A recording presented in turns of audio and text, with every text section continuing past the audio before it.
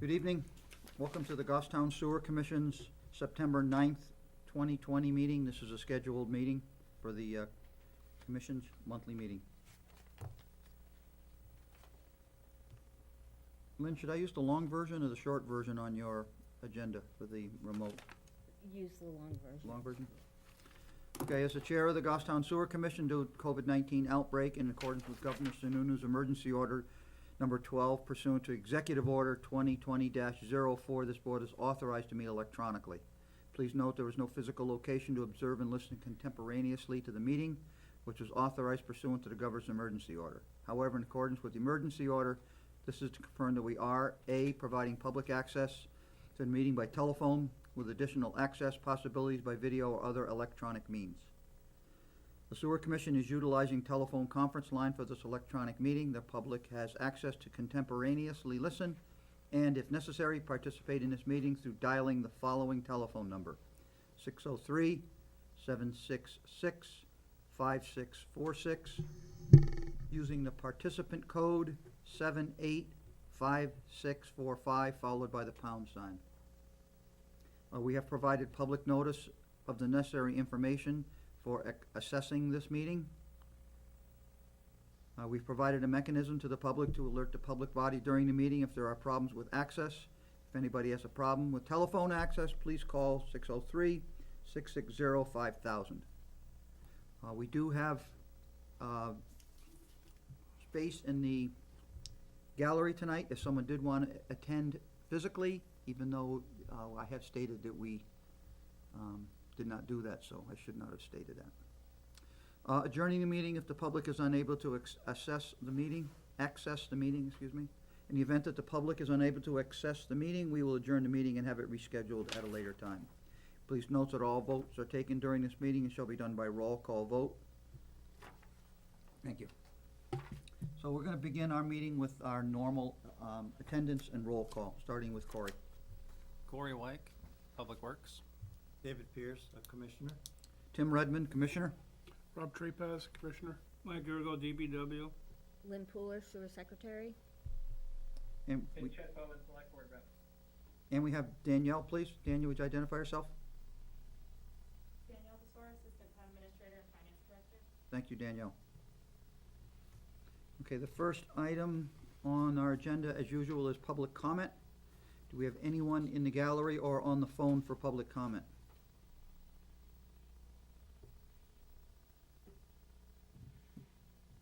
Lynn? Lynn, the Oh, answer I'm is. sorry, no, we do not. Thank you. We have no one in the gallery. So we'll move on to approval of the minutes of our prior meeting, which was August 12th, 2020. Motion, this is Dave Pierce. Motion to approve the minutes of August 11th, and any amendments if somebody has amendments. I have none. I have none. Second motion. Motion's been made and seconded to approve the minutes of August 11th, 2020. We'll vote by roll call vote. Dave? Yes? Mike? Rob? Yes. Tim is yes. Okay, we have new business items tonight. We have Mast Road project. We have Jennifer McCourt here with us to address the commission. Jennifer, please step up and identify yourself for the record, if you would, please. Sure. Jennifer McCourt with McCourt Engineering Associates, the engineer on the project. I was here previously, and I was told to come back once I had planning board approval and the plans were complete, and that they are. I have submitted the documents into Mike, which he didn't have any comments that I know of. I also submitted to him the sewer flow easement for the abutter across South Mass Street, RDF, to be able to continue to flow their sewer through our property. The only real change was RDF requested that we upsize that sewer line from an 8-inch to a 12-inch to make sure whatever they decide to do in the future, there's plenty of capacity in our pipe, fully understanding that they still have to go through you to do the sewer discharge permit to make sure you have capacity to be able to accept it. I also submitted into Mike, I don't know if he got it, but I filled out the, DES sewer connection permit, which has been revised, and now both Goffstown will have to sign it, and then, Manchester will have to sign it before I can submit it into the state. So if you have any questions, I think possibly from the last time I was here, we decreased the number of units from 42 down to 41. Yes, here, the planning board, of course, But yeah, the approved planning board 41. knows, I'm just, not 100% sure where I was when I was here, but I'm pretty sure we decreased it by 1 unit. But otherwise, everything is pretty much the same. So the question would be, how did you respond to their request to upsize the line? We said fine. It's You're in 100% agreement, it's on the plans. Okay, It's in the sewer connection permits, it's in the flowage easement, it's in. you said they asked, you didn't say that you gave it to them. I'm sorry, yes, no, we did. They asked and we responded, no problem. The only thing that I would think would be appropriate to discuss tonight briefly would be the fact that that building is currently hooked up to our system and is available for them to rent or even sell at a moment's notice. So I would hope that during your sewer line construction, that you would make available some sort of allowance for them to use the system in the event that you were under construction. Do you have any comments about that? Absolutely, that would be something, I mean, we've been working well together. I don't see why that would stop. What would you propose to do to maintain the ability of them to discharge from that building during your construction phases? Because obviously you're gonna be putting pipe in the ground and there's gonna be a disconnect between the time that you unhook them and the time you complete your system. So how would you propose to handle that? Well, hopefully it's gonna be a very small, short period of time, because there's only really one section. And hopefully we can coordinate, if they're even using the system at the time, we could coordinate with them, seeing it's a pump system, to be able to allow us to put, to do it. I mean, it shouldn't take more than a day. Basically we'll have everything set up. But I'm saying you're gonna have to, the line that runs from the sewer manhole presently on the 114 side of your property, gravity flows to the interceptor, correct? Yes. And that you're going to be replacing with your, Correct, which will be lower. Be than- lower. Than that pipe. so that pipe could remain connected in the short term until yours is all connected up and then, oh, that'll be fine then. Correct. Okay, good. That's the hope, and that's what, we looked at. Okay, cause I was gonna make a suggestion that you would make arrangements to pump from that manhole to the interceptor if it was necessary, but, If necessary, we will, but hopefully we will not have to. okay. Cause I do know that, they have a large tank pump system over there, and Mike, you concur to that, Mike? You're Yeah, good? it has the same size pump station we have on Elm Street. Right. They're exactly a duplicate. Okay, And you guys know more than they do about it. I know, I had a personal experience with that system over there, so I know about the capacity over there. Yeah, I've tried for months to get information on it and was not successful. All right. Where is that new 12-inch pipe flowing? What's downstream of the new 12-inch pipe? That's my question. It's the interceptor? It's the interceptor, okay. And is that where that new manhole gets constructed, the drop, Oh, it's a Actu- doghouse? the doghouse? Actually, no, we have, that's one other thing that we had to, when I was talking to the contractors, they said that, the state had stopped allowing the use of doghouses. Okay. So now we're connecting into the next sewer manhole downstream, which is about 100 feet Okay, from where that doghouse is going to go. I'm just asking. Yeah. Yeah, the sewer manhole is gonna do couple of nights, it'll be 2 more manholes, be running parallel with the interceptor until they get to the next manhole downstream. As long as it's all approved and working. So to clarify, the sewer line from the west side of the complex will still use the same route until it comes near, the interceptor line. Right, it'll be Then about. a 90-degree Right, parallel. yes. parallel for 100 feet, and then 90 into the manhole. into the manhole. And the existing service, the existing sewer service will be capped approximately next to the main, Right, next to the interceptor. right, where the first 90 occurs, where we're putting the manhole, where it turns parallel, right there it'll be capped, So the, the 8-inch line. how far from the interceptor will the parallel line be? 5 feet, 10 Yeah, feet? about 5 feet. So it's totally on town land, running parallel for 5 feet. That's within the sewer easement or on town land, which, or is that the same thing? Both. The sewer easement, I believe, is 15 feet. How deep is the interceptor there, Mike, approximately? If you had to just take a rough guess. It'll be maybe 8 feet, 10 feet to the top, I was gonna say 9 feet. I guess. So now, does that, does The only that, thing I don't wanna do is have dig up against it. you know, I was, Yeah. that's, That's permalock, and that's, No, Be we a don't wanna disaster. be next to it either.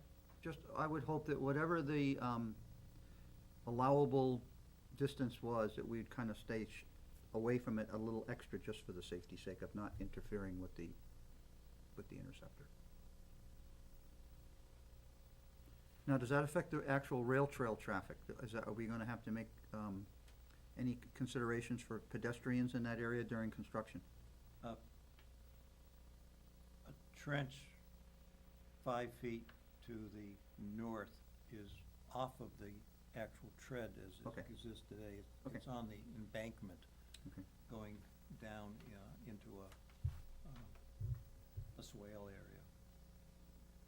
But to me, construction safety concerns, I'm sure the contractor at bare minimum will put up some orange fencing just to delineate, to keep people away. I think it's just our due diligence to raise these issues at this meeting and make sure that they have been confirmed by yourself and you are addressing them. Her drawing shows the interceptor 9 to 10 feet down. I'm just estimating it from the graph here. Rob? Good. Mike, you have any questions or comments at this time from? oh, I think most of them got answered over the past 8 months. Good. So are we being advised by you that everything is, the way it should be and you're satisfied from the engineering standpoint? No, so that's why the engineering, Okay, good. Do we have to take a formal action on this? probably should. Okay, what, are we approving the sewer plan then? Is that what we're approving? A plan to connect into the sewer line? Approving the plan to connect the sewer and the application for sewer connection permit for New Hampshire DES to be submitted to the state. And we have plans on file, obviously. Is that what you have right in your hand? No, that's Doug's file. Well, That's wherever he went. Doug's plans, all right. You have a set of plans been submitted for, Not a hard copy yet, and I didn't get a copy of the application for discharge.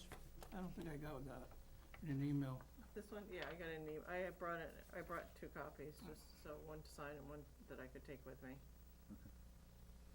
so if we need to sign, first we'll need a motion to approve the, is it the DES permit, Mike, that we have to approve? Or They is can it- prove the application for approval for them to connect into the interceptor. So, Rob, would you like to try to come up with a motion based on what Mike has told us? I'm not allowed to make motions. I understand, so we're asking for a motion To to approve approve them the permit application Application, to yeah. the New Hampshire DES, and for how many associated treatment- how m- plans. Yeah, and how many treatment units. Then you've been through the treatment units, do you have, There's might be easier to do with the actual piece of paper. Thank you. 41 treatment units would be an accessibility fee at $5,000 each unit. Give me 1 second here.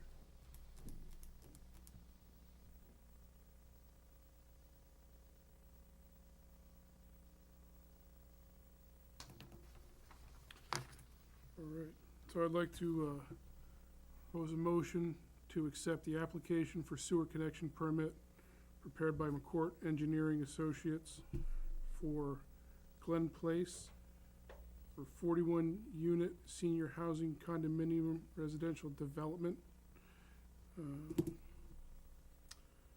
be subsequently applied to New Hampshire DES. You said accept, did you say, did you mean approve, or did you say, you mean accept? You used the word accept. I meant to say approve. Okay, the word was approve. Mr. Commissioner, we're gonna have a second, please, if you're satisfied. Second the motion. Any discussion on the motion? I'm good? Okay. We'll call for roll call vote. Dave? Yes, Bob? Yes. Tim says yes. So the motion is approved to approve the application. Now, was there something else that needed to be voted on, Mike, or was that the extent of our requirement? Let me just, And now, do we as commissioners have to sign something tonight? whose names to put it under, mine or theirs? Neither. I left it blank for you so you guys could figure out who needed to sign it. I wasn't sure. 'Cause you guys, for years, I've been signing them off. Mike, why don't you just take the application over there and take care of the signatures, make sure the signatures are complete to Jennifer's requirements, so that when she leaves here tonight, she has everything she needs. And that her was on. do, we need to do anything concerning the sewer Easement? flow agreement, the easement? Who is the easement with? Is it with the town, or, Mass Road Crossing grants to RDF Corporation, blah, blah. I think that's between them, isn't it? I don't think that's us. It was just the town wanted to make sure that it was in place. Okay. Are the dimensions on that easement suitable for, It's a flowage easement. so it's not just flowage, there's no flow. maintenance involved? Correct. So if maintenance had to happen to that pipe, that would be the applicant's responsibility? Correct. Now, is this the easement, Jennifer, that you mentioned at the planning board meeting that you were willing to make sure the easement was in place prior to the first unit being, getting a certificate of occupancy? Is that, or is there a different easement involved that you mentioned at the planning board meeting? You talked about a sewer easement in place. Right. Is that this easement right here? I believe so, yes. Okay. And it could, I'm just, the reason I'm hesitating is because there's also the public service, the Eversource easements too. Okay. So it could have been a combination thereof. All right.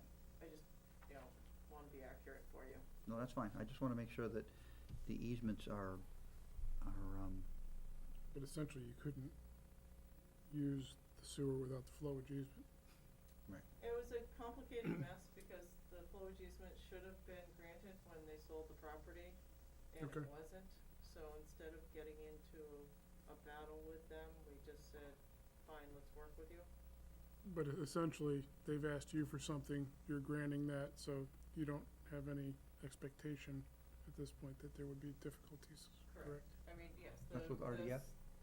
Yeah, the size of the pipe is oversized from what it is today, so it will be able to handle more flow than what the sewer line can handle today. So when they come to you, it'll be more of what you can accept. Correct. Thank you very much. You're welcome. Jennifer, make sure you have what you need, so you don't, make sure you have what you need before you leave here. Nope, that's perfect, thank you. All right, well, thank you very much. Do you have anything else for us then? Nope, All right, that you're all was it. set. And thank you for the plans. You're welcome. Okay, the next business item on our agenda is also new business. Before I move on, I should have asked Selectman Bowen, did you have anything for McCourt Engineering before she leaves? Selectman Bowen? I do not, thank you very much. Okay, thank you, Jennifer. Thank you very much. Okay, the next item of agenda is our Factory Street Mill project. We have Doug McGuire here, I assume from the Dubay Group? Good. And if you could identify yourself for the record, please, sir. Good evening. My name is Doug McGuire with the Dubay Group. Here to present the sewer connection permit for consideration of the Sewer Commission. This project has obviously been approved. Some members, I'm sure, are aware of that. So we have prepared the application. It's a pretty straightforward request, only because we so happen to have the main sewer collection pipe going right through the property, through an existing easement. So essentially, the sewer main is suspended across the river right here, comes through the property, and then goes this way to the existing pump station. So we've and then we also have another existing line which comes through the property this direction and ties into a manhole structure in the sewer main. So we were able to simply maintain this building's existing connection, propose a sewer connection to that existing line, and then another sewer connection to this existing line. So no additional infrastructure was required, just basically two connections to the new two proposed buildings. This is a 99 unit development, so we'd be looking at 17,325 gallons is what we're estimating. Mike, have you concurred with Mike on the flowage, or is this your estimate? This is our estimate. Mike has, he hasn't had our stuff for that long. We just gave him the application, so I'm not sure if he's had a chance to go through that piece of it yet.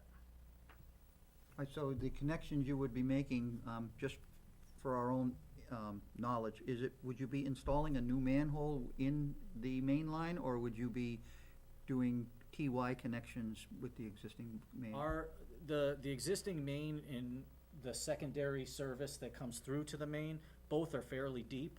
And so we're proposing just to do a TY connection. We're able to come in high, so that, we're not matching, inverts or anything like that. We're certainly coming in high with our service and dropping in, via a TY into, both of those lines. All right, well, you'll have to get those designs approved through Mike at engineering, so that if he has any concerns about the drop and problems with plugging or that kind of thing. So it'd be up to Mike to work with you on any type of physical connections.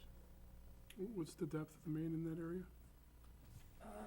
The range is, it goes from 6 feet to, depending where you're standing. Next to the old where the building, where the brick building itself is 15 feet deep, it's going up and down hills. So,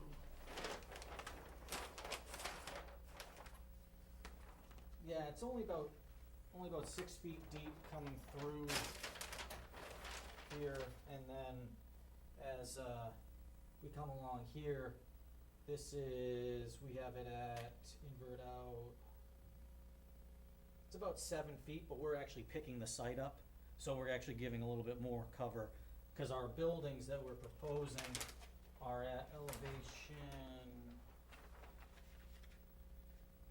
we're coming up a fairly large amount just to make sure, one, we had cover over the system and everything sufficiently.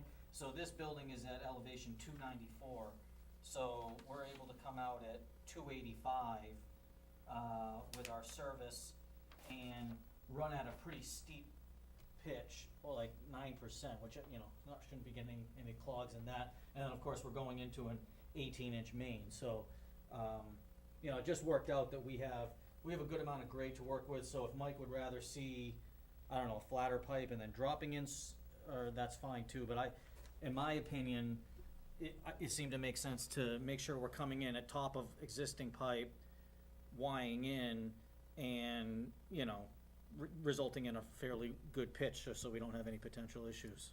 I just want to make sure that the liquids don't pass the solids and the solids get stuck in the pipe. That's all I'm concerned.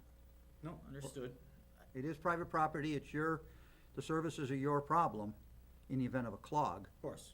but I would like to avoid any type of issues with. Yeah, I think we have I felt safe with it, we obviously, we weren't running at a greater than 10%, just kind of keeping it at a 9%, that's. I'm pretty certain you engineers have slopes that you know are safe and slopes that aren't safe, so we'll just rely on your engineering and Mike's knowledge. So we could do the existing services that goes to the building now, Which one? all of them. You got the old house, you got the factory, you got the one that goes in the manhole, you gotta do the existing service. So we can do stub and caps, permanent caps, to those as those buildings are demoed. We assume that those would be part of, isn't that usually a requirement of the demo permit? Yes. Require the demo permits, but they're gonna have to be capped at the main. Okay. Because usually we do it at property line, but since there's no property line, Oh, right, we want it at the main too. that's Over there, fine. because it's a ledgy area and there's groundwater most likely, so, and that pipe has been relined once. So it's a relined clay pipe? That's a relined clay pipe, yeah. And the services are the same? You're talking about capping the services, right, Mike? He's talking about capping the service that's there today Right. to the existing buildings. So you're requesting that all the services be capped at their connection to the main? At the connection on the main, there'd be a short stub and there'd be capping at the main Okay, to prevent infiltration. that's right. And that's not a problem, I mean. As long as you understand. Yeah, Well, these that- are, that all the should- building connections are fairly close anyway, just because, you know, this is, you have your existing line running right up pretty close to the existing building. We're actually stepping our proposed buildings away so that we're fully out of the easement, give you the ability to work on that line if it ever needed to be. And so we can, you know, add a note to our prep plan that just states that those, Yeah, I would put a note on there that'd be capped at the main. we can do That'd that. be part of the permit too, probably be a condition on the permit. We also wanna make sure they're positively located on a card. Yeah, because we had a TV. So we are know you, where- are you we know here where for they are. signatures tonight for applications, or are you here just to make a presentation? You know, we're ready to move forward if the commission's comfortable. If that's Mike's only concern, we can certainly add that, and it can be a condition, we can add that onto the plans Well, to, we as, cap we as those commissioners can authorize Mike to sign it for you at a later date if he hasn't been able to review all the flowage calculations that you're provided to him with. So if he takes another couple of days or a week, the commissioners can authorize Mike to sign the application on our behalf. if- Yeah, whatever Mike on needs, what that's. Mike's need is. Yeah, you fine. could do that, put it on your demolition plan, and just have to send me that sheet. Okay, can I email it to you, is Yeah, that you right? can email it to me, Okay. because I think, when you send these up, I don't think you send the plans electronically, right? They don't get no more paper copies, I don't think, right? I don't know if that's a COVID thing, we've been doing the paper route still, but if they allow it electronically, I mean, I have all their contacts up there, I can do it that way. I don't know. It's been a Okay. while since they did one, but, So have you reviewed all the plans or not yet? yeah, well, that was one of my comments I had. So I went through it a little bit. Well, I and that think, was I one think of you them. looked at it even back in the planning level I too, looked at it cause you gave me, 5 times already. yeah, you gave me the, connection points, So just cause he make, had all the, so let's just make that change, and I think we're probably gonna be good to go. okay. And you get 17,000 gallons per day. So, and that's 2.5 persons per unit, which is natural. Which Long is as the you- same long thing as as, you can- which is the same calculation used on Miller's Landing. I Well, just wanna and the make sure you. 2.5, I think, is a little, conservative anyway, because you're looking at, these are garden-style apartment units, and you don't usually have any more than two. Very rare that you would have more than two, and a lot of times you may have singles, cause there are some one-bedrooms that would be like more of a studio-type, unit. So we just conservatively said 2.5 across every unit, which we know we're not gonna see that, but, Which is basically for the calculations for the yeah. state pricing for the plan review. Doug, just a note, either if you're going to be working with the contractor or the developer is, in order to get a permit to disconnect the sewer, that person has to have a drain layers license in the town of Goffstown. So make Yes, sure that. I remember that was, yep. I So as remember long as that. you're aware of that, whoever gets hired, they have to have a drain layers license prior to making the sewer disconnect. So if it means they have to apply to the sewer department for a license, they have to do that, but we do not permit unlicensed people to work on the sewer system in this town. Okay. And the other thing is, I understand that the project's for sale. The project is for sale? Yeah. Well, so, Is there a potential buyer? yeah, in fact, I'm actually here technically on behalf of that potential buyer. SMC Management is working with their, technically through their due diligence period, but they do have the property under agreement, terms have been reached. And they're just looking to have certain things like this buttoned up, cause obviously they don't wanna purchase a property that doesn't have access to sewer. Right. So that's one of the final items that we're working on. We're buttoning up things with the water department as well. And obviously we have our conditional approval from the planning board. So our hope is that with this permit received and buttoning up things with the water department, we can actually come back to Joanne and request a full approval of the conditional approval. And then they would likely move forward. The other question I have is, this new potential buyer knows what the accessibility fees are gonna be? For the sewer, Yeah? We would definitely like to hear what those would be. If the commission has a, We have fees, and it's based on occupancy on the state's chart, and Mike can, For every unit there is in that development, it's $5,000 per each unit. just for sewer? yes, That's for sewer. each, So that would be the 5,000 times 99 units. that's correct. Minus the treatment units that he already has. So if he was getting billed for like 4, it would be 95 treatment units he's gotta pay for. So I guess, so the question is, I mean, has this I don't know if the commission's ever come across this. I can tell you right now that that's a concern of any developer moving forward because it's such a large fee number. Water is the same, and that's in addition, water and sewer both have their impact fees, and then you have the town's impact fees, On top of that. which is like another We don't necessarily call $4,000. them impact fees because they don't fall under impact fee structure. That's a different guideline. Ours is an accessibility fee to have permission to access the system for flowage for the life of the apartment. No, fair enough. Um, The only thing I guess I'm asking They're is- due at time of CO. They're not doing it up front. Okay. The question though, I guess, would be, I mean, if you're looking at, like, let's say this entire structure, if only had one sewer connection, that would only be one fee, even though it's such a large building with so many potential gallons being used, and then we're going to have one connection from the building, But and yet we're going down to every single unit. I'm not saying it should be just one fee, but has there been any negotiations or discussions with the commission on, that reality that you have?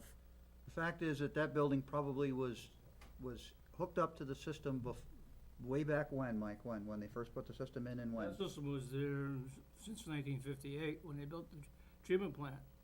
So, the accessibility fee is not it's based on the number of units per unit. So water usage or anything like that, there's no basis for it. We're not tied, we're So not one tied. living unit is equal to one treatment unit, which is equal to $5,000 in accessibility fee. It's just like Miller's Landing, it's the same thing, How do you handle commercial? same way. By square footage or by? Commercial is based on New Flow. Hampshire Septic Designers, flowage, from the New Hampshire DES, and that's based on that, Based on a fee calculation based on the gallonage? on a gallonage, We use the state chart that the So- state of New Hampshire has. for septic design. Treatment units for residential treatment unit is one unit is $5,000. And it's $400 per year on sewer user fees. So you're gonna get billed forever and a day For each unit. for each unit. So, And that one treatment unit is based on 450 gallons a day, which is what a two-bedroom It's a system? three-bedroom house. Three-bedroom house. But you have, each unit is a living unit. but Doesn't matter how many bedrooms it has or how big it is. I respect that, but at the same time, we don't have a lot of these projects coming through. 99 units, if you have a one-bedroom, doesn't quite seem reasonable that a one-bedroom studio apartment would be at the same impact fee as, I mean, the only thing I'm saying is. Would that qualify for a half a treatment unit if it was a one-bedroom? Nope. Because that's only on the in-law apartment? Only in little apartment attached to the residential house. It's accessory. Has to be an What's accessory this to a. Is there a waiver process that the applicant, not me, I mean, this isn't my money, but the developer, if they wanted to come forward to this commission and make a request, is that something that could at least be considered, or is there a process to do so? We, It's never been done in all the years I've been here. But have you had a 99 unit development come through and connect Hey. all at once? We had an apartment building behind Shaw's. Did it go through? 48 And you paid- units. For every unit in there, you paid $5,000. Okay. The fact is that the sewer system, the whole purpose of the accessibility fee is because the people that have been on the system for the last 20 or 30 years that have been paying their due diligence for their sewer use bill, for actually using the system. When we have to make upgrades to pump stations and to lines and to everything that comes in line here, we either are gonna raise the rates on all the users, or we're gonna collect our accessibility fees, and we use that money as a kind of a pay-ahead system for those that have already paid into the system. Capital improvement. It's basically, you're paying $5,000 for access to the sewer system for life. It doesn't ever go away. You don't have to ever pay it again. It's similar to someone builds a house and they put a residential septic system in. You don't get a residential septic for $5,000 for life, even though some people are good to their septics, other people aren't. It is not that we don't have a waiver process, and we have never granted any conditions where we would lower the fees for anybody. Well, I guess all I'll point out, and I'm sure you've already done this math, but if, based on the 400 fee moving forward in perpetuity, which understandable, you're looking at a $40,000 contribution from this development every year moving forward indefinitely. That's at that $400. That's not a contribution. We have to pay at the Manchester wastewater plant for every gallon that goes out of that building. So Fair we're enough. not, they're not contributing to Annual anything. use fee. But so the 5,000 would be $500,000. Whatever it is, that's what it is. 475,000. This has been discussed with every person that came forward with a project for this mill building, all the way back to Alan Yaton when he proposed something here. And Alan fought vigorously against it, and maybe that's one of the reasons why he didn't ever move forward with it. I won't Maybe the reason why these guys don't move forward too. Hey, you know what? We're not gonna be the bad guys for a development that doesn't happen. It's not this is our structure. It was available to anybody that wants to know what it is before a project is done. And under our own code, under our own sewer use ordinance, someone is, before they design any factory, any project, is supposed to come here and see if there's even enough flow for them to come into the project. And then they would have found out about the accessibility fees and the use charges. So this is not being blindsided by anybody, and I'm just letting you know that we become the bad guys because, you're hurting economic development in the town. This is all cut and dried. It's in black and white in our sewer use ordinance. All I would say though is that if you're basing that fee on a 3-bedroom home, that does not seem to be a direct correlation to this. It is, because it's a living unit.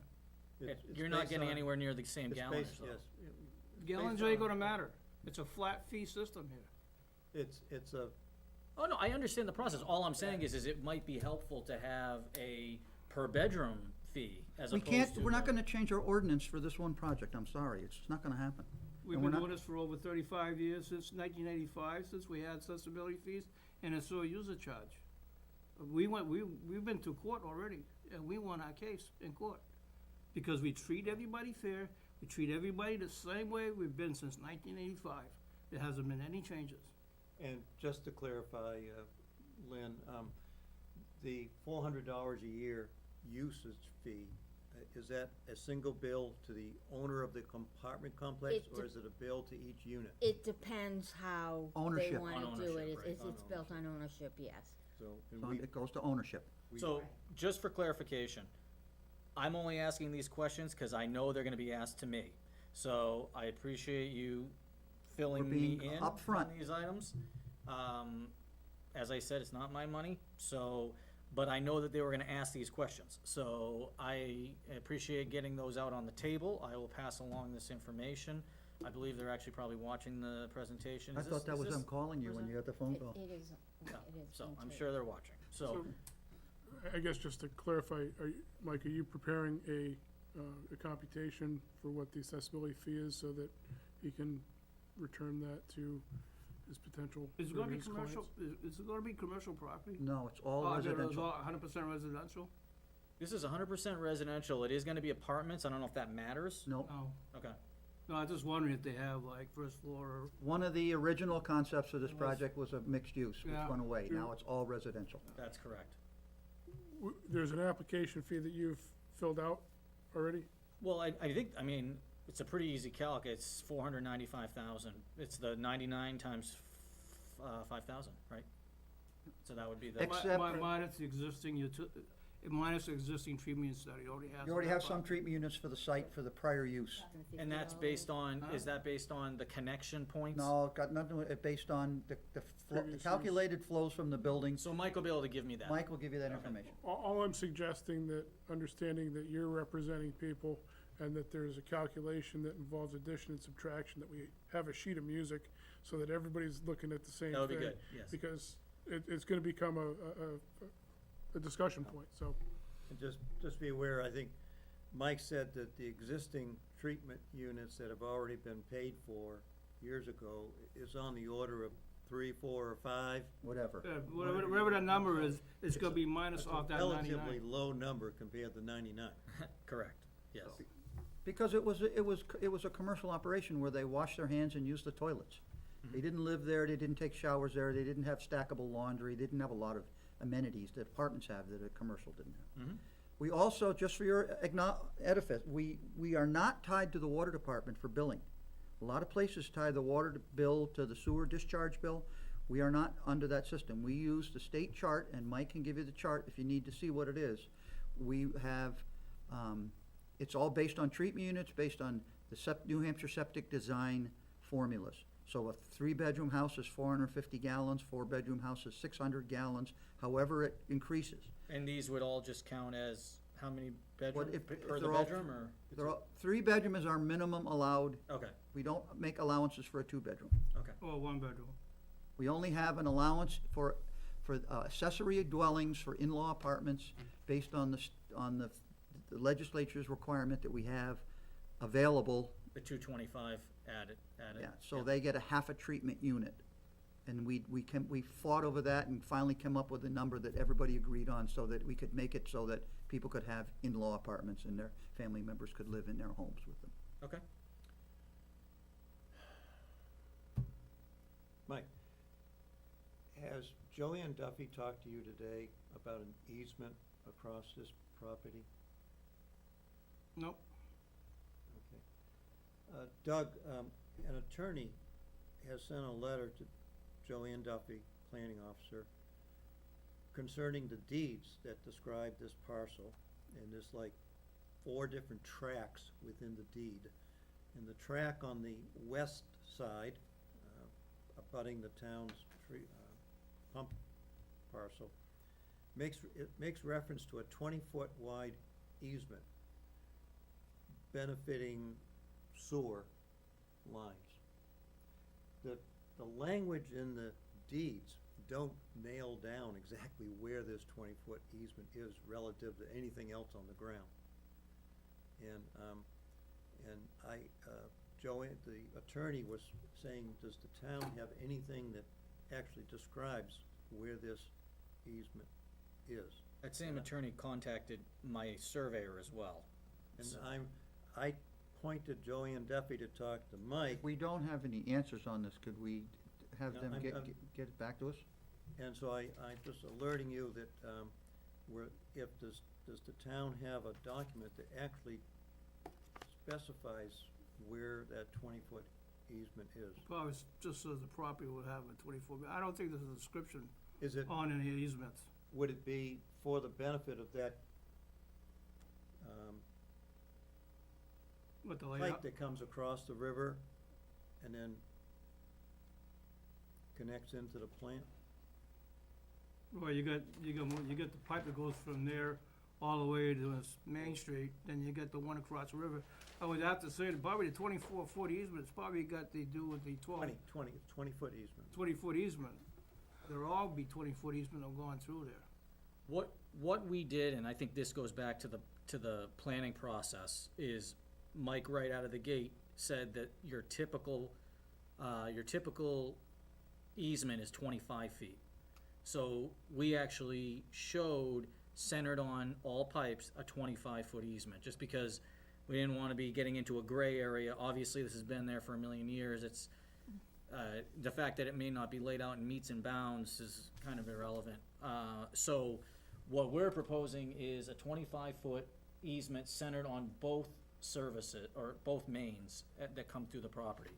So, I mean, that's not my expertise as far as the legalities of that, but my guess would be we could do one of 2 things. We could either they could be comfortable moving forward that has been on the books but just not laid out, and this plan codifies that, or we could propose a more specific easement. We're doing a few easements as part of this package anyway. We're doing an access easement for a turnaround for the snow plows. We're doing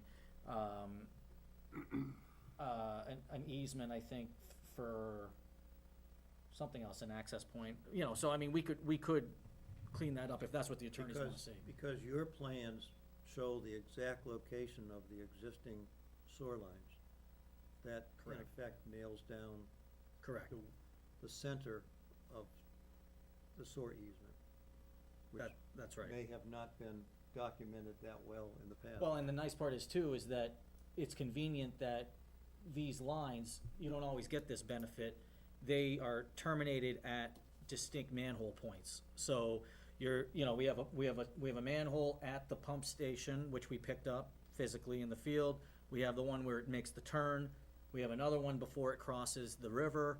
And then we have one where, so we know exactly where this is. So we're comfortable that we have that. And like I said, we designed around not a 20, but a 25-foot center line. Taking advantage of you being here tonight, Mike, that, Joanne's gonna contact you about a deed that says an easement goes across this property, but it doesn't lay it out on the ground. No, most of them I have read in the 1958 era, there has no meets and bounds in them, it just says a 25-foot, 20-foot sewer easement Thank you, Doug. to a property. All right, so Doug, are you looking for anything to be done tonight? Well, I would say that in the effort for this applicant, because as I did say, they are in a due diligence period, as soon as we can get the permit up to the state, because obviously that's gonna take them some time to review, just because it goes in the queue. As quick as we can get that up, if Mike is comfortable signing based on that gallonage, if he can sign that today and I can get that up to them, that would Right. be preferred. Mike, are you good with calculations, or do you need another day or so? No, I'm pretty good, I'm good with that. It's part of units anyways. Right, and then you're gonna show them the deduct on treatment units later, but that's not. That'd be that's on not- the that's- soil, that'd be on a soil permit. But that's not relevant to this application with DES. No. So, And also, each building is gonna get a soil permit with the number of Okay. treatment units and the cost of the treatment units. and our billing cycle is that all bills go to the owner of the property. So if they sell these as condos down the road, the condo owner gets the sewer bill. Mhm. If they repaint it and they do rentals, the owner of the whole project gets the sewer bill for everybody, and that person is responsible to pay the sewer bill. Makes sense. All right, so, I guess we would look for a motion here to authorize Mike to sign the, permit application to DES for this project. Make a motion, have Mike Yergel sign the permit application We have to approve the application too. for him to approve through his signature, right? But I just wanna make sure that word got put in there. To approve and sign. The permit upward. application that the developer's gonna, or that he's, developer will send to E DES. I'll second it. Okay, the motion's been made and seconded. Any discussion on the motion? A roll call vote. Dave? Yes? Yes. I vote yes. So, Mike, you're authorized to sign that permit application for them, and they can send that in. And if you have any questions about how we come up with our figures, Mike can give you the information based on he can give you a copy of the sewer use ordinance, in the sewer use ordinance. I asked all the hot button questions tonight, and I think I have all the answers, so I Well, appreciate. don't ever say you have all the answers, Doug, be careful. At least on this piece, All right. for, at least as far as how you guys break that down. I mean, as I said, it was a question of, does bedroom count come into play? You answered that, you explained the process. Does, unit connections, does that matter? So I asked all the questions that were asked to me, anyway. So if there is anything further, then I'll direct them right to Mike, and I'm sure he'll have an answer for me. All right, well, anything else for this applicant? Move on to our next agenda item. Thank you. Thank you, Doug. Selectman Bowen, we're gonna talk about,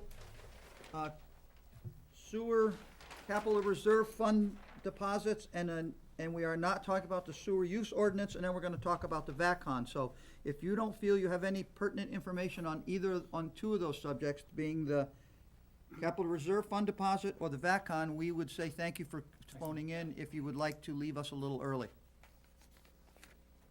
Mr. Chair, I really appreciate that, and I will do so, and I'll still watch on UTV. Thank you so much. Thank you, Chet. Night. Okay, our next business is old business. We have Danielle Basara here to talk about our funds in our accounts.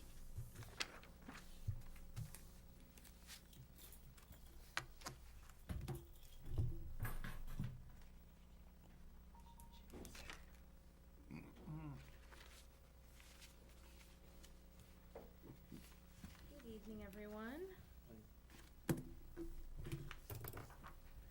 So, I had provided you each with a copy of a memo from myself to each of you, the commissioners, regarding where the funds stand as far as balances. And also a copy of your current August 2020 expense budget and revenue, so you can see where things stand right now.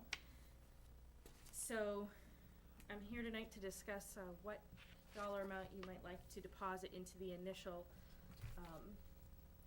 sewer capital reserve fund, which was established at the June 9th meeting. So could you please explain, on staff recommendation, you have accounts that have been closed, we have some checking. Could you just explain line by line where we are Sure. with that stuff? Yep, so, based on the discussion and the motions at the June 9th meeting, I closed, the TD Bank Money Market investment account that was in the Sewer Commission's name. The balance that you see there is just over $1.6 million, and that includes all interest through the date of the closure in July. And then the Citizens Bank investment account was also closed. Both of, that one also had about 1.6 million. Both of those were consolidated into your checking account. The checking account balance that I listed as of 8/31 is what other cash was in that account prior to the deposit of the two closed accounts, so you could see how much you had in investment accounts prior to them being merged together. So as of right now, the total amount available in the sewer cash account is the $4.2 million that you see on that bottom line. Understanding the commission usually keeps on average about $600,000 in their checking account for cash flow purposes. I figured that you wouldn't want to deposit, or I wouldn't recommend anyway, more than 3.5 million as an initial deposit. Now, the sewer capital reserve fund, that is a non-interest bearing fund, that's just a fund, right? No, it does earn interest. It does earn interest. Yes, it's deposited at the New Hampshire New Hampshire PDIP, so Public Investment Deposit Pool. And that is where the trustee holds those funds. So they do earn interest monthly, and it'll accrue and be reported with all of the trustees' reports annually to the state as required under current RSA. Do you think we should have, I know we voted on this, but now when I actually look at the numbers, should we have maybe kept half of the investment accounts available for interest? Because that was the whole purpose of establishing the investment accounts. We had money that was languishing in a checkbook, earning nothing. Right, yep. And we saw some tremendous gains in our on the revenue side with the Right. investments, and we're gonna give a lot of that away, correct? No. All of the investment stays within the capital reserve deposit. No, I and when mean, it- future gains Yeah. based on what the TD money market, the TD Bank money market, is that gonna pay the same kind of, your Will new PDIP fund? pay the same dividends? Yes. Yes. They will pay the same. They have been running within a 0.01 of each other. That's fine, that's all I'm concerned about, Mhm. thank you for that. Okay. So, And the trustees are responsible as part of their reporting with the state that they show any changes. and these are the town trustees of the trust funds are gonna manage? That's correct. Looking at this, and who are the trustees of the trust fund? Right now, it is Melanie Renfrew, Heath Renfrew. I always pronounce her name incorrectly, I apologize. She is the chair, and Bill, I'm trying to think of his last name, I always go by Bill their Tucker? first. Bill Tucker, yes, Okay. thank you. And Richard Manzo are the three trustees. Richard replaced Scott. Yes, Scott and Brian are the alternates. Both have been with the trustees for a few years at least. And if we need to access some of these funds, what's the, What's the process? yes, Yes, so all you would do to access the funds is the commission would take a vote to say how much they want dispensed from the fund. And then that would go into the minutes, and we would have that money transferred from the trustees over to your checking account. Do the trustees question our requests for money? They do not. Thank you. the governing body retains the rights over deposits into and out of, or uses of the funds. So basically, we don't need authorization from that group to move No. our money back. They're just holding the money. They just hold it. The only reason that we ask for it in motions is so that they have record to show that they were authorized by you, the governing body, to release that amount of the funds. Just sounds too easy to be true. Do we have any, big bills coming in? Mike Yurgo? What's that? How are we on our payment on our, this year's sewer replacement program? Are we partially paid, half paid, quarter paid? Where are we? We're about a quarter paid. And are they substantially complete? They're substantially complete. We're still waiting for a pay rec number 2 from them. And will pay rec be number 2, be everything except for the retainage, in your opinion? It could be less to retain, well, it'll be 10%, plus it's 80%, so there'll be, once we get that submitted, there'll be a change order to do the balancing change order, to balance it, the items all out, the quantities. Then there'll be a 2% retainage after that. Well, before we pick a number to transfer, I'd like to try to get some kind of an idea of what our liability is based on the balance of that project. You don't have to get down to the last 50,000, but somewhere in a ballpark. Well, the ballpark right now is expenditures about 416,000. That's about 416 is balance due at this time? Yeah, it's gonna be, the contract price is gonna be about 416 right now. After our first payment. You already made your first payment, so What's it's gonna remaining? be somewhere in there. So it's, the first payment is deducted from the 416, and the 416 is the balance due. The first payment is deducted from the 416. Okay. I just, Because under the CIP, it says encumbrance 413,000 and change. that's correct. That's what I was just gonna say is the project was encumbered against the line in the budget. So when I, came up with my recommendation, I took what is remaining available in your budget and, what's expected to be incoming with the second round of sewer use charges in the second half of the year. And I calculated those numbers together, leaving a buffer, knowing that you usually have a cash flow of about 600,000. So that's where we came up with a range of 3 to 3.5 million, depending on what you'd like to do, because you can always do additional deposits later. The 3.5 would leave a balance of 700,000. Yes, more or and the expected sewer use charges for the second half of the year is 728 really, thousand. And are we current with our sewer use customers, or is COVID affecting them paying their bills as well? No, we're We're in good? good shape with that, yeah. Okay, good. Yeah. Because I know taxes are gonna be a concern for the selectmen. Mm-hmm. Yeah, and the taxes actually came in as well as the sewer use charges above the normal collection rate slightly by about 5%. Good. Well, then we don't have to allow for missing funds to pay our bills. The money is going to be, in all good intent and purposes, will be there. And of course, you can, anywhere with whatever range or number you're comfortable with. It doesn't have to be between the 3 or 3.5. It could be above, below, split, whatever you'd like. They're nice round numbers, Daniel. 3.25. Any more discussion from the commissioners? David? No, so Rob? we have an example of the motion that I think Danielle's expecting. All right, well then, we have an example motion here that Danielle has provided us with. And it's a single paragraph. I'd like to concur with the commissioners what we think would be an appropriate amount to start with, and then someone can make a motion after we concur on an amount. Dave, what's your idea? I'm comfortable with the high deposit of 3.5. Rob? A more conservative might be, splitting it down to 3.25. But I'm comfortable with 3.5. Well, we can move it over anytime we want, we were just told. Yes, and that leaves us 700 Plus our incoming sewer use plus charges. the incoming sewer fees. Rob, you have a number in mind? Well, I mean, given the fact that money is liquid and gaining interest, so leave as much there as you can, and so I'm comfortable with the 3.5, especially since we're gonna have revenue. I also concur, 3.5 million is an appropriate amount to move over, so. I would, sir.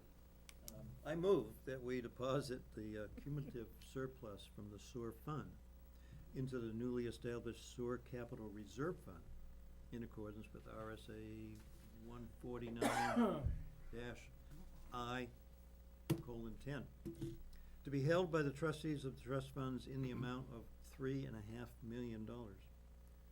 Furthermore, I move that we authorize the town treasurer to coordinate and release the funds into the trustees' custody pursuant to RSA 35:7 and 35:10. Motion's been made. Just have a comment that is one of the best form motions I I've was heard in thinking that. a long time. Memorized. It was written down, that's why it wasn't off the top of the, Do that more often, Dave. Took the words right out of my mouth. You're gonna put that in the minutes now? No, there's, I have to say, in the June 9th minutes, it did say that they asked Danielle to compose a technically complete motion, so I had to make sure I had it right. thank you for a that. moving motion. Thank you for that motion dialogue. I will second the The motion. motion's been made and seconded. Any discussion on the motion? Dave? Yes. Rob? Yes. Chair votes yes.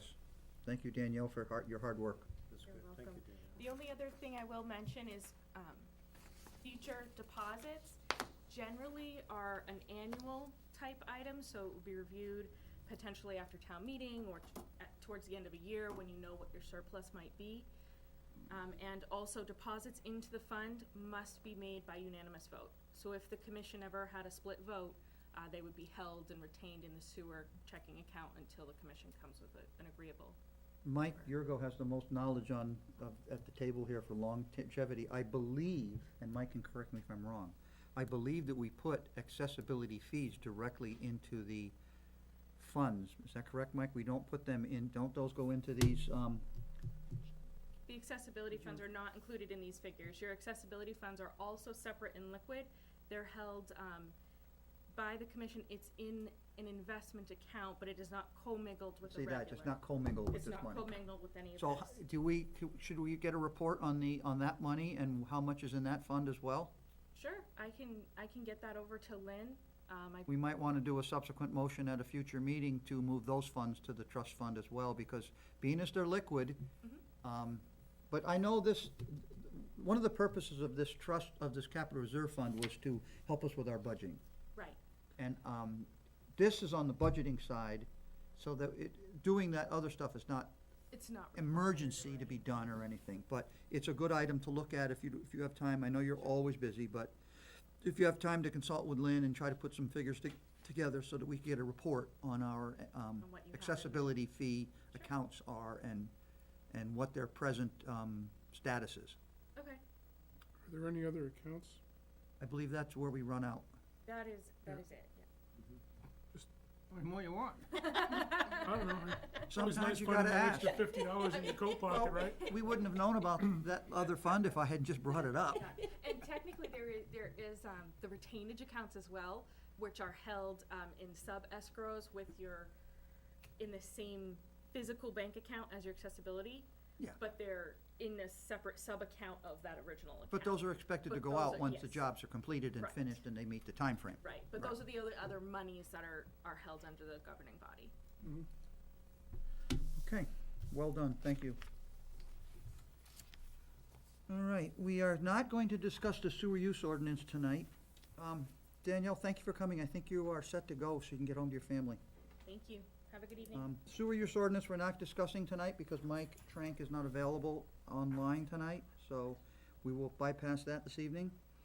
We'll move on to the VACCON. At the prior meeting, I was authorized to talk to the Public Works Director, which I have done. It seems to me, after discussing the situation with the VACCON, I was left with the impression that even though the problem with the engine has not completely been ironed out, that they're going to try to work with it and use it a little bit this season and not just park it for the rest of the season. I explained to him our position that we have approximately 3,500 linear feet of line that needs to be cleaned on a basis. because it's represents 1/3 of our system, and it represents our normal amount of cleaning we do. Is that correct, Mike? What was the? 43,000 feet per year of cleaning. Oh, that was the wrong number I gave Rob. I gave that to, gave the wrong number then to Adam. It's when I over a was talking. month. Factor 10. Well, that's all right. I made a mistake. So, I do not suspect that we are going to be getting the VACCON repaired. I talked to Adam about this, and I told him that my personal opinion, which I would relay to the commissioners for their opinion, was that if we're going to be buying a new truck by moving it up in CIP, that I did not feel that spending $15,000 on a motor, of which we're responsible for, is a good investment if we're gonna give the truck away next year for $6,000. Because now there's a problem with the screens inside of it, and they're supposedly fixing screens inside of it. I took the liberty of calling Belmore Catch Basin Maintenance, and I got some information from Ray Belmore. Apparently, the resale value of a VACCON brand vehicle is extremely low, because VACCON brand is not what they want. They all want Vactor brand because of the components inside the machine and how fast they wear out. So I would not expect to see a huge return on a resale of our present truck. So I asked Adam if we were going to move that up in CIP. Should we prepare for a budgeting item to provide our 25%? He did not give me an answer. He told me he was still reviewing that decision. Because it's due to be replaced in 3 years, I believe. How far into our annual maintenance have we gotten with this? We haven't spent very much money at all, because they haven't been using it. We haven't been using In it. there. We signed a bill last week for about $5,000, if I'm not mistaken, because But that was repairs, right? that was our fair share of the, oh, you meant maintenance on the sewer line? Correct. There's nothing been done. So there's not, out of the whatever number of linear feet, nothing. No, nothing has been cleaned. Help me here, we pay for the labor on the timesheet Yes, we do. for the We time. pay for the time labor truck of is the men. engaged in. That's an Sewer line. upcharge. That's an upcharge. So, I checked with Ray Belmore. They are the state bidder for vacuum services. And his rate is around $1,400 a day All right.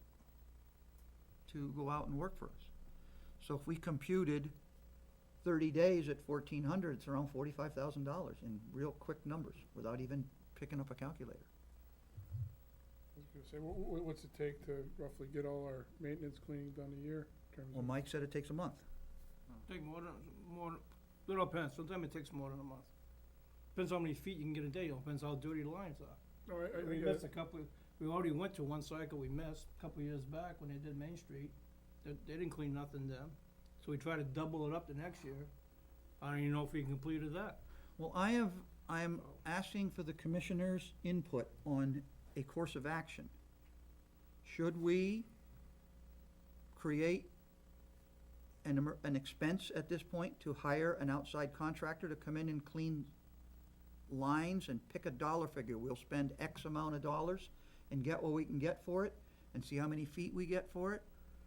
I don't think it's good business, and Mike knows the worst of the lines, I'm sure, which ones are the most troublesome, so we might wanna not follow the schedule, but target the troublesome lines and make sure that they stay operational, and possibly take some of our money and hire an outside contractor to do this work, and try to get through the balance of this year with the hopes that something will transpire for next season. We still have the option to make another decision next year. So I'm asking for Dave and Rob, your opinion on if we should consider hiring an outside vendor to begin some sewer line cleaning. If you hire another vendor to clean the sewer lines, then under the town purchasing policy, and with anything over 10 grand is gonna go for. No, bid. he's a state bid. We can hire him. We don't have to go through 3 bids if you hire a state bid. I will, Check with Danielle. well, you know something? I bought trucks for the town, and I didn't have to go out to bid if I bought a truck that was on state bid. So I'm certain that if it's a state bid, you do not have to go out for bid. Is the state bid done by linear feet? State bid is, I don't know how it's done, but if it's a state bid for the VACon truck or the Vector truck, I'm sure that we can work within the parameters of the state bidding, whether it's a daily rate or whatever however the rate is. But I can investigate that and get back to everybody on that. I got an update from Zeb today about the Okay, status thank you. of Corey, ours. please fill us in. The screens that were rotted out, they were able to change those, but in changing those, they found more issues because there's actually flappers that prevent stuff from going into the blowers. Those were rotted out, so they ended up having to order new ones. So the truck is still down because of that. And they had just got new software, so though they don't have to send that truck out to be plugged in anymore. Zeb actually can plug into the computer of the truck, and there was a couple of codes in there that might have figured out why the thing won't start once it sits for a day or two. He thinks it might actually be a wiring issue. I'm a little bit, curious that if it went back to the Mac company, that they have software for that vehicle, that they couldn't come up with those codes, but we could with our software. That's shameful, in my opinion. So, would this commission like me to pursue getting some estimates for outside vendors, or do we wanna sit and wait and see what happens? I'll ask for commissioners' input. Well, if we wait, then the likelihood of getting the work done drops significantly. Mhm. We'll be in competition for stormwater basin cleaning. Yeah, it's just, you're gonna run out of calendar Yeah. quickly. So our line item is roughly 20,000, and we're looking at basically doubling that by using a contractor. I would like to look at that with you. What sheet are you on It's there? on page 2 of the, Sewer both, fund. both labeled the same. The one, These two.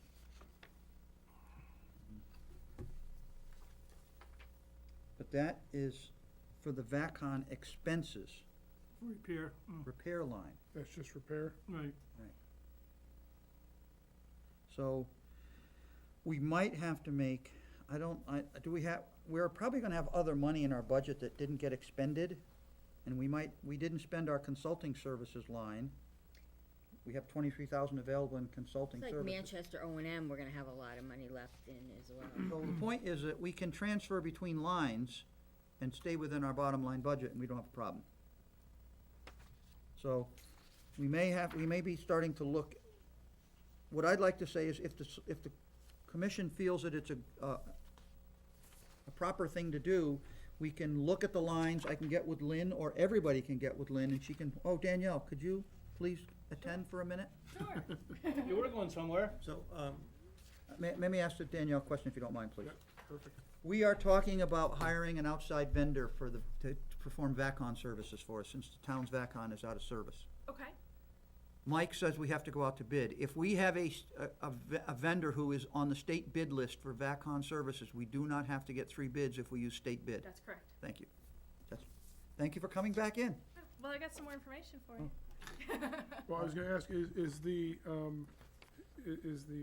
VACon, No, is wait a there a minute. VACon line item Um, in here? Dave was ahead of you, Oh, please. I'm sorry. if we go this route, I think my initial recommendation is we hire 20 days worth of work. Okay. If your rate was 1,400 times 20, well, that's 28,000. And that's 20 days of work. It doesn't have to be consecutive. Could be almost- 5 this week, could be That's 3 the next 3 week, solid weeks. or it could be, Okay, Well, I'd okay. just like to comment on that, if Go ahead. that's all right. I guess the only fear is that we're probably behind right now in the cleaning. And knowing that you're gonna be jumping into competition, I would try to get as much done as we can. It's not like miraculously the VACon's gonna be in better shape for years 2, 3, and 4 coming up. So if we have the time, money, and opportunity, I just assume go for the 30 days and try to stay on our schedule as best we can. Well, I'm talking about workdays, so you're recommending 30 workdays of the truck. I just took the 1,400 times 30 and came up with 42. Yeah, so 30 days of work. Yep. Which is 10 like more a than you month, took. month and a half of solid work, day after day. It's 5 days a week work. I understand. I guess my point is I'd rather get ahead than be behind at the end of the So your winter. recommendation is to be a 30-day expenditure? 42,000 works for me. If, Now, I will confirm all those numbers with Ray.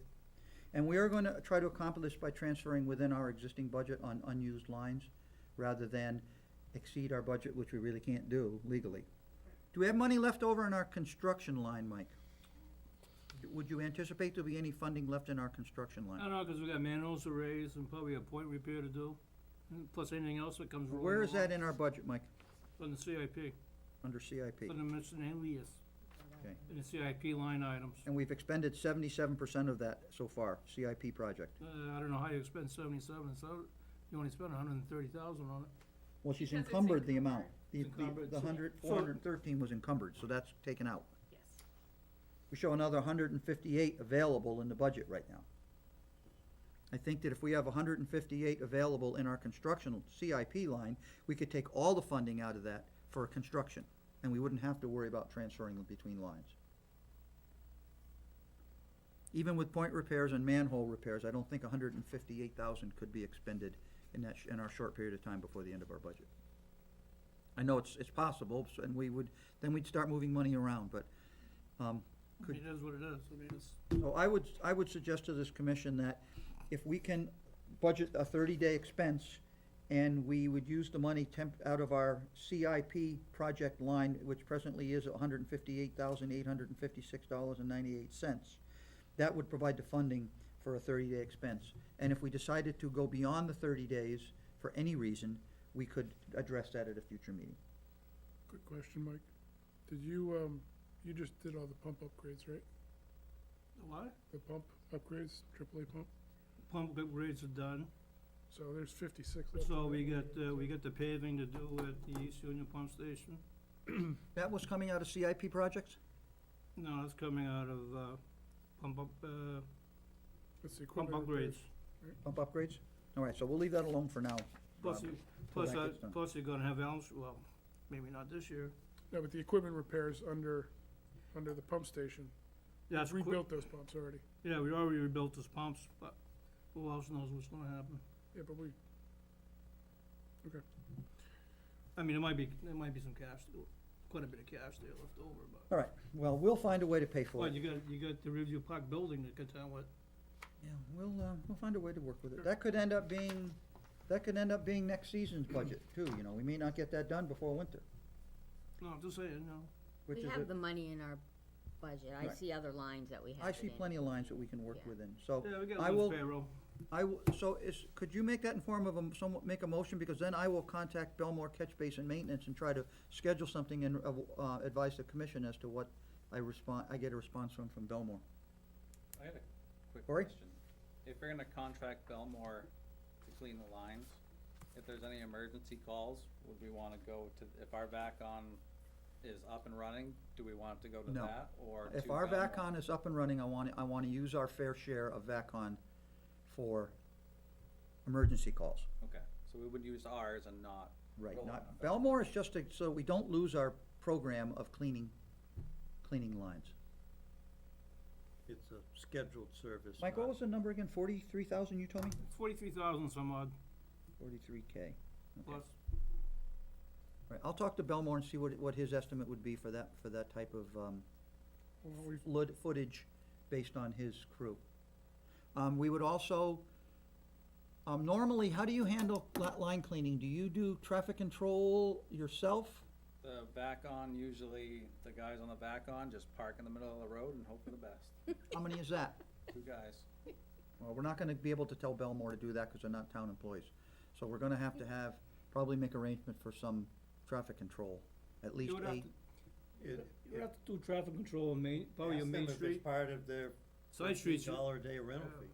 I don't think that is. No. That's just a man in the truck. They don't They don't provide, have to. they do not provide flaggers. Two-person operation. Then maybe rather than. So making- Mike, how many roads do you think we would require flaggers for? All of them or a portion of them? I would say a portion of them, maybe just the main roads that have traffic.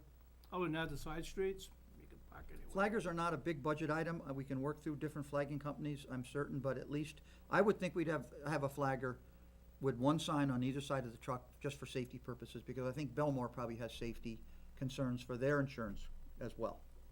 So I don't think we're gonna go with no flaggers. I think we'll just come up with a plan to, get a flagger plan together, and we'll Right. call. I think we asked them what, say, hey, this is what we want, and, I already talked to Ray. He does not work without flaggers.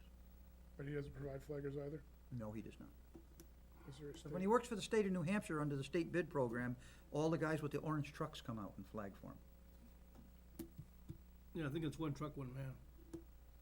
Right, one man to the truck, right, there's no helper with that truck. Okay. How about disposal, Mike, for the, what comes up into the tank? Where do we get rid of that stuff? You get the wastewater go back into the system, and the solids will go to the DPW. They have a dumpster, and it's buried in the ground that they dump into. So we can dump at the DPW. Thank Yep. you.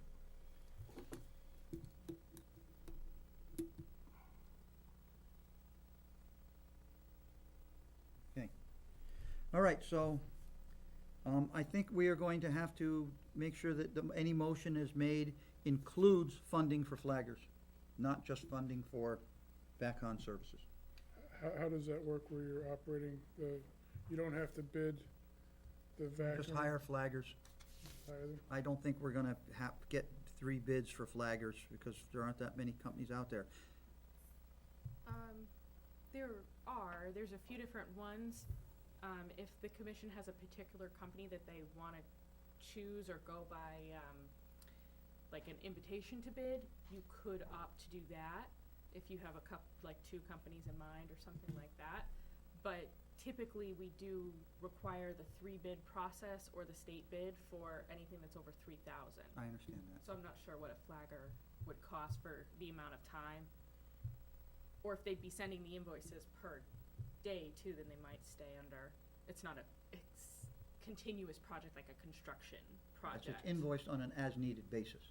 All right, well, we'll work on that, and I'll consult with you. There's a couple of companies I know of. There's New Hampshire Traffic Control, and there's Project Flagging down in Portsmouth. There's a couple of places we can Mhm. source You could get flaggers. 2 bids that way. All right, and that'll be coordinated with the availability of the VACCON truck. So if a motion could include funding for flaggers for the 30-day expenditure, that would be important that we include the funding to pay for the flaggers in our motion. Because they'll bring the sign package, and we don't have to worry about any of that stuff, and Corey can look in on them. You can, if it's a busy road, maybe you could spend a little time and help them in a bad intersection, just as our sewer foreman. And then when they move off to the side street, then it becomes less of a hazard. So would you suggest an allowance for flaggers, or? No, just They're gonna come out of your line budget somewhere. it's gonna come out of, we got plenty of money. I'm not worried about paying for it. Right. It's gonna happen. But, we didn't, once I get the number for the, I can firm up the number for the VACCON service for the time frame we're asking for, even though it's state bid, I still gotta give you guys a number on what it's gonna cost. And then I'll include the flagging costs as part of the total package, but it needs to be authorized to be expended, or we can't, even though, we don't have to put a dollar figure on it now, just authorize the expenditure and we'll get the dollar figures after. Cause it's coming out of our existing budget. And it's gotta happen, or it's not gonna happen at all. Simple. If you're not comfortable with it, then don't make the motion. Would you, for the flagger, would you like something like $6,000? I don't have a number, I can't put a number on it. You know, I'm thinking $25 an hour, I'm- times 8, times 30. I'm thinking the motion could say, provide funding for the low bid flagging contractor. And say not to exceed $15,000, pick a number. Okay. Any number, just as long as you got enough in there to cover it, and then if it comes out less, then we're all good. All right, 30 days. But you're not gonna need it on every street. No. Okay. It doesn't have to be. Go ahead, I'm sorry.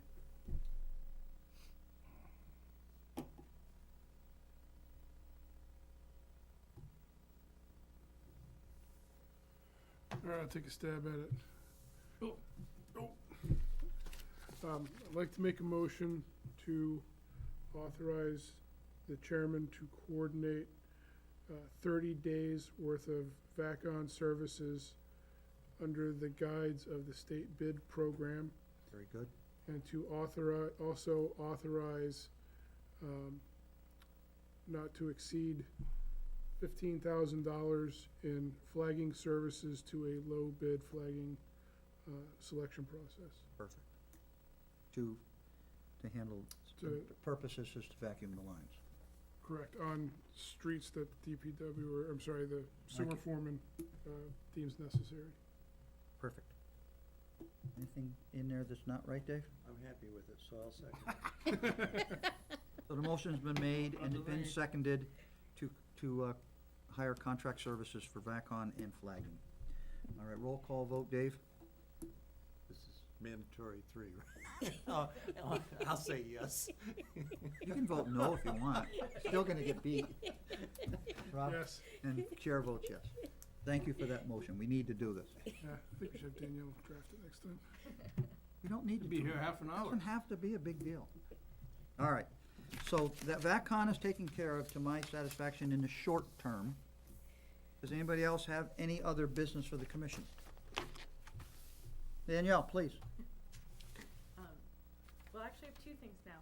Point of clarification on the motion, is that going to be expended out of the VACON lines? An over expenditure that the commission is authorizing, because we can't take it out of the line that's not appropriated for that type of, We're taking it out of our CIP construction line. then you'd be wanting to make an additional motion to transfer the funds to the appropriate budget line.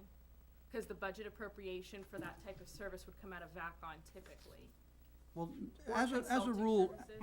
I understand your statement, but as a rule, when any department head wants to move money between lines, they don't have to go make motions. They do. The governing body has to make a motion in order for us to do a budget transfer, or the governing body can make a motion to allow an over expenditure of a line. We're And not then gonna, it comes to an, you just can't code the bill to the line and have it come out. we can't we can't code furniture to office supplies just because the money's in office supplies. But can we code it to consulting You services? could, yeah, And then don't do anything with the budget, leave the budget, but the bottom line will be okay, cause Yes. Manchester O&M offsets it? yes, as long as there's a motion to allow over expenditure as needed to cover that. Oh, we So still that's have to why I do a was motion. asking if that was just a clarification on the motion. We didn't discuss how we were gonna move the money between lines. We did Right. not. Cause you don't have the total amounts yet. We don't have a total amount yet. Why don't we overspend the VACON? So this, Yeah, but the VACON expense, excuse me, Dave, the VACON expense line is for maintenance on the VACON. It is not for VACON services. so That's for paying the the bill. only line this falls under would be consulting. Or the CIP project, because that's construction, and this is bona fide construction. This is maintenance of It's the maintenance, lines. it's not construction. CIP is. Cleaning of a line is maintenance. You guys are nitpicking. Let's say pump station contracted services? Yeah, not contracted, not consulting, yeah. So you wanna call, yeah, but I don't think we're gonna cover the whole thing in the available budget in the, You don't consulting have to, service. you can just vote Use to over over expend the line as needed to cover the approved expenditure. and then where's that money come from? In the end, what'll happen on your budget report is it'll show that it's over expended and you'll have other lines that are under expended, and so your net will Okay, still be so same. what is an appropriate line to us to use to hire VACON services and, I would say either contracted services. Yeah, it sounds like either contracted services. or we can do VACON expense if you want. Or whichever you'd like, are there gonna be If other? we do it under VACON expense and we go to review it We'll know next what year, it is. You'll we'll know know what it is. exactly what it is. Yeah. And where it came from. All right, so we need another motion for where the vote to overexpend the line, and that's what we need a motion for. Do we need an amount on that? No. So, motion to allow over expenditure of the VACCON expense line in our sewer enterprise fund. Thank you, Dave. Second on the motion? I will second that. Motion's been made and seconded. Roll call vote. Dave? Yes. Rob? Yes. Chair votes yes. So we have authorized overexpense of the VACCON expense line. Thank you, Jan. We'll remember that for the next time. Hopefully there won't be another next time. Yeah, I mean, later down the line, as you're looking at your year-end reports, if you wanted, you could move money from other lines once you have the total amounts, but it's not required. Well, the real question is gonna be, is this a one-off deal, or what's gonna happen in years 2, 3, and 4 With the background, yeah. with the VACCON? So the reason I came back down here was to just let you know, that the current balance in your sewer accessibility account is just over $860,000. And your interest rate as compared to the current interest rate at New Hampshire PDIP, where the, new CRF account is going to be held, is 0.1% better in the accessibility account. Thank you. So we're not losing much. Yeah, you're not losing it. 0.1%. I'd recommend leaving it as it is until such a time as you're comfortable with the new budget process or whatever you may have to do for unknown projects. So while you're here, when do we have to present our budget to Budget Committee? What month? We're still working on that, actually. Typically, our process has started by now, and we've been communicating with the chair of the Budget Committee because their committee is a 16-person committee. So as far as the current concerns of distancing, we're trying to find a space and figure out if they're gonna do remote meetings or if we can get a space large enough. So we are discussing with the chair the option to have a large space and do basically a combined presentation where the town would come in and present to both the Budget Committee and the Select Board at the same time. You folks don't have to present to the Select Board, of course, but just know that that's what we're trying to coordinate, is a large enough space for basically a one-day presentation from all departments. So we don't have, Are you gonna do time slots so the last Right. guy on the list doesn't have to sit there until Yes. 7 o'clock at night? exactly, yeah, we would be trying to coordinate some sort of time slots, and the school's trying to do the same sort of thing as well with the school board and the Budget Committee. So it's not yet been decided, but we also don't yet have a date for presentations of the budget. We Okay. will be opening the budget this week, probably, in Munis, so Lynn will be able to start entering information. And of course, she can pull at any time to help her with how to pull the history, if you guys want a year-by-year comparison. Mm-hmm. All right, Okay? thank you very much.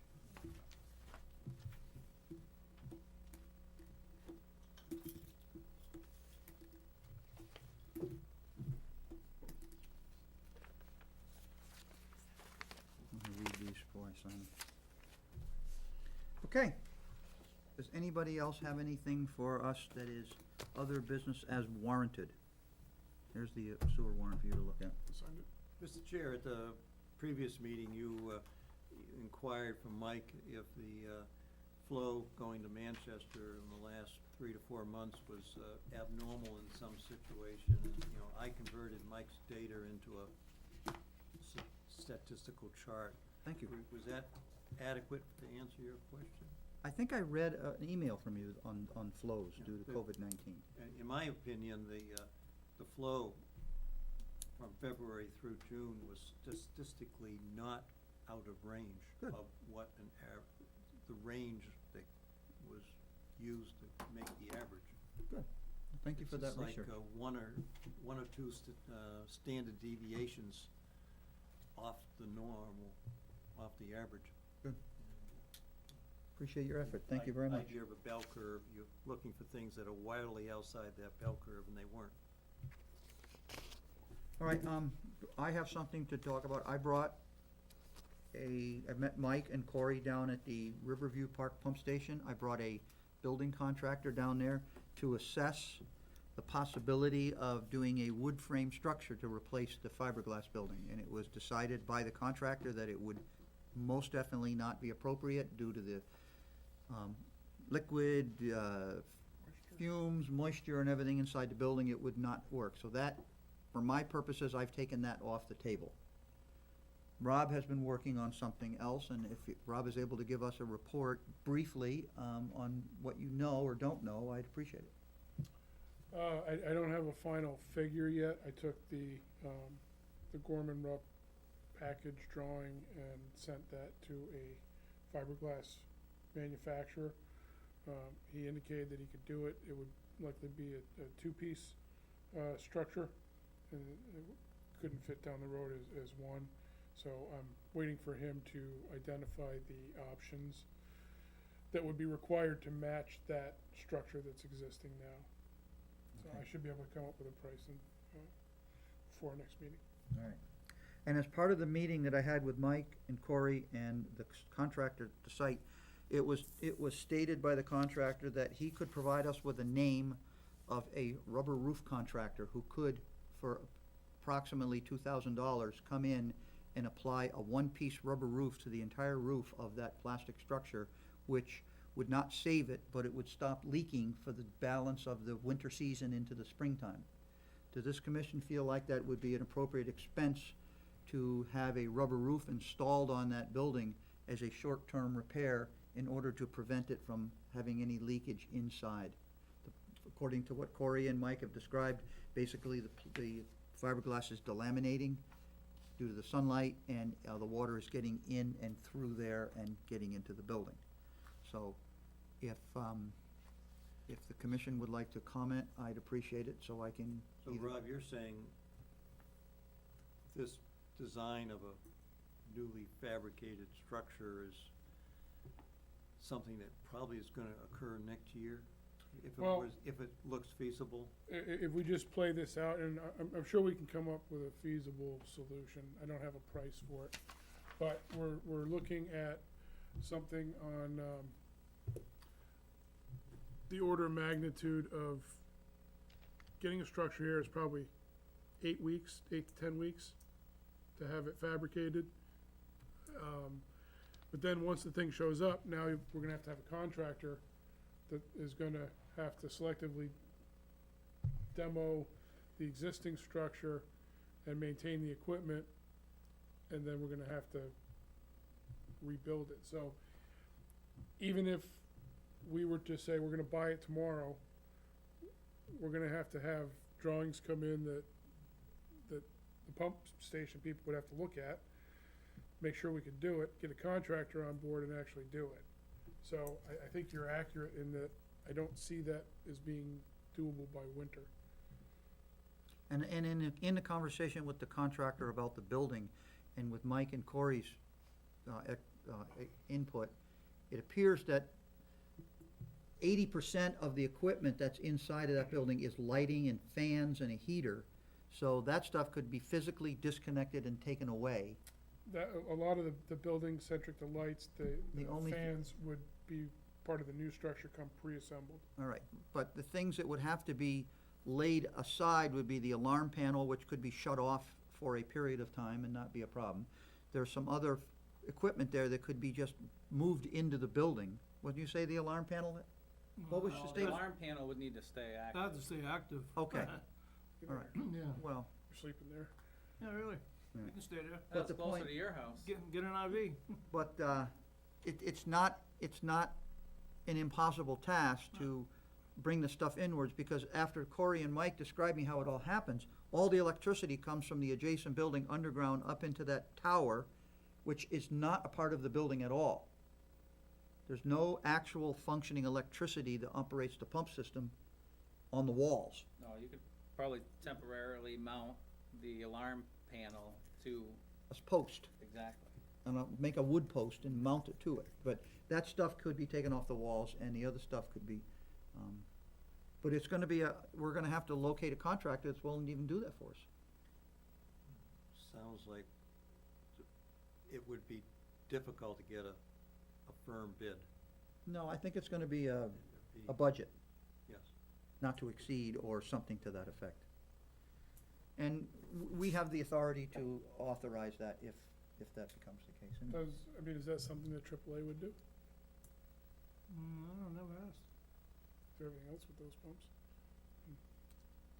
maybe in conjunction with a builder that they could work together, or some kind of a joint venture, but unless, you know, Gorman Rupp's not selling us a building, so they're not gonna send their technicians down to put it back together for us. Yeah, they don't even have a, construction division anymore. No. They do away with Maybe, it. we could make some inquiries by way of sewer department, maybe with Ted Berry or one of these other companies. They may have some leads on someone that does that stuff that they've heard about, who's reconstructed those types Yeah, of there, buildings. there's some people I could, Reach out to? Okay, well, we can work on that another night. but I guess to get back to your question, I think we would be hard pressed to get this done before snow flies. So would the commission like me to firm up and get a final bid on putting a rubber roof, sealed roof on that building to, prevent it from deteriorating for the balance of the season? And it'll be black, which means when the sun hits it, Probably, it should be white. a white one? Yeah. Okay, we'll get a white rubber roof then for it. Cause what, it's gonna make too much heat inside? Stupid question, a tarp wouldn't work. Yeah, we looked at that. It'd be a lot cheaper. I know a tarp is cheaper, but So actually, you'd be looking to replacing this building next summer, doing the more summer than months. likely, more than likely. You don't wanna do it in the middle of winter, that's for sure. If we can secure it from further water infiltration, that would buy us some time. As far as I'm concerned, that would allow us to find contractors, make appropriations, get a building, and get it done. And a stick-built, something over the top wouldn't, that'd probably be more expensive. Oh, no, you don't wanna waste money on like a Lean-to? roof. You wanna waste money on a roof over like over a trailer. That's fine. No, it's, I don't think you can build that for 2,000. I think that would come in much higher by the time you buy. And those temporary structures, are they, The only thing we could do is call up a party tent company, and come down and put a tent over the whole thing. And if that ended up being there in the winter, though, it'd be in the middle of a driveway and you wouldn't even be able to plow it or Well, anything. the snow would collapse it. Alright. I mean, if Lynn thinks it's a good idea to put a tarp on it, we'll go to I Home do. Depot and get a blue tarp and get a bunch of bungee Get cords. a Yeah, heavy like, duty Put one. it back on every time the wind blows. You put cement blocks on Be a top. kite. Yeah, it doesn't Oh, work yeah, like that'll go that. through the A roof. good gust of wind, it doesn't matter. I will It's gonna take report it back right to the out. commission. alright, yeah. They get Um, mad it didn't work. We're getting a little bit late in the season. Can the commissioners authorize this to be done since it's under 2,000 in advance, and we could have an agreement, or does we have to have a vote at a public meeting?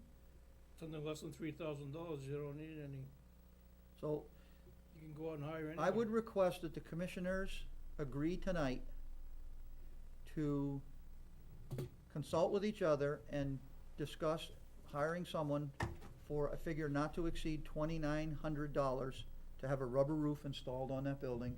And then, the commissioners by vote will allow the low bid to get it Verbal done. agreement?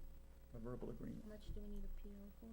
You won't need it, well, you have to wait till you get the price. No, Right. but do I need a PO? Not to exceed 29. Not to Well, exceed, you will, when we get the price on the bill. if it's under 3,000, we don't have to get three prices, that's all that You matters. can buy it, you can hire anybody you want. All right, so by verbal vote, does the voice vote, does the commission agree to move forward in that direction? Commissioner Dave agrees. Dave, Yes. Rob, I agree myself. So I will consult with them, with a rubber roof company, and get back to the other commissioners and give you the number that they give me before any action is taken. Okay. Anything else from our esteemed guests here tonight? You probably see, invite the car wash people, Easy Express.